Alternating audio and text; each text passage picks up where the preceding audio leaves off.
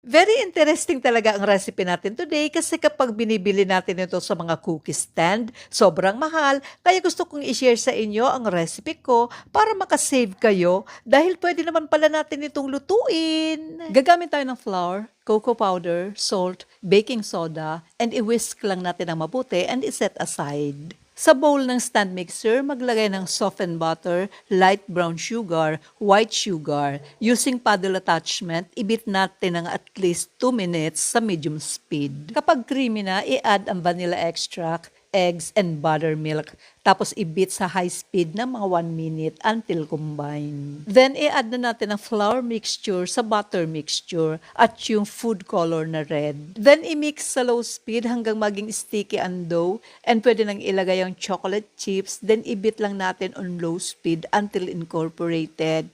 I-adjust na lang ninyo ang color if gusto nyo ng matingkad na red. Takpan natin ang dough and i-chill ng 1 oras. After 1 hour, mag-scoop na tayo ng dough. 2 tablespoon ang size ko, then i-roll into a ball at ilagay sa baking pan lined with baking paper.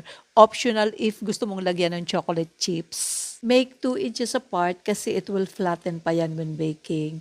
Naka-preheat ang oven sa 180 degrees Celsius at i-bake ang cookies ng 10 to 12 minutes. O, saktong 12 minutes mga mami, luto na siya. Palamigin muna natin sa cooling rack ng mga 5 to 10 minutes at pwede nang tikman. Tara, kainan na!